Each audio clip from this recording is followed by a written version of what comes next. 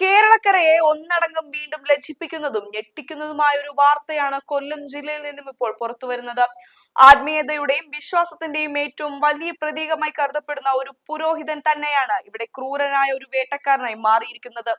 ധ്യാനം കൂടാൻ മനസ്സിന് സമാധാനം തേടിയെത്തിയ ഒരു പെൺകുട്ടിയെയാണ് ഇയാൾ ചതിക്കുഴിയിൽ വീഴ്ത്തിയത്. ഈ സംഭവത്തിന്റെ ചിത്രങ്ങൾ മാധ്യമങ്ങളിൽ ഇതിനകം തന്നെ വലിയ ചർച്ചയായി മാറിക്കഴിഞ്ഞിട്ടുണ്ട്. ലഭ്യമായ ചിത്രത്തിൽ കാണുന്ന പ്രതിയുടെ ഭാവം ആരെയും അത്ഭുതപ്പെടുത്തുന്നതാണ്.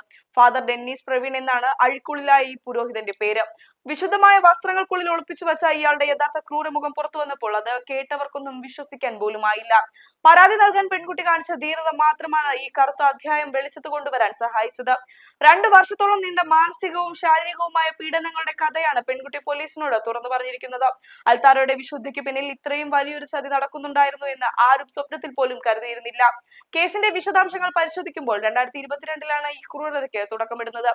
അന്നു മുതൽ 2024 വരെയുള്ള നീണ്ട കാലയളവിൽ ഇയാൾ ഈ പെൺകുട്ടിയെ തന്റെ കാമവികാരങ്ങൾക്ക് ഇരയാക്കുകയായിരുന്നു. ഭയവും ഭീഷണിയും കാരണം പുറത്തു പറയാൻ കഴിയാതെ ആ പെൺകുട്ടി അനുഭവിച്ച നരകയാതനകൾ വിവരിക്കാൻ കഴിയാത്തതാണ്. ലഭ്യമായ വിവരങ്ങൾ പ്രകാരം ആകെ 6 തവണയാണ് ഇയാൾ പെൺകുട്ടിയെ പീഡനത്തിന് ഇരയാക്കിയത്. വാർത്താക്കുറിപ്പിലെ വിവരങ്ങൾ വ്യക്തമാക്കുന്നത് പോലെ വളരെ ആസൂത്രിതമായാണ് ഈ പീഡനം നടന്നിരിക്കുന്നത്. നീണ്ടകരയിലെ ഒരു പ്രമുഖ ആരാധനാലയത്തിൽ വൈദികരായിരുന്ന സമയത്താണ് പീഡനങ്ങളുടെ തുടക്കം കുറിക്കുന്നത്. അവിടെ വെച്ച് മാത്രം 3 തവണയാണ് ഈ പുരോഹിതൻ വിശുദ്ധ ഭവനത്തെ മലിനമാക്കിക്കൊണ്ട് പെൺകുട്ടിയെ അതിക്രമത്തിന് ഇരയാക്കിയത്.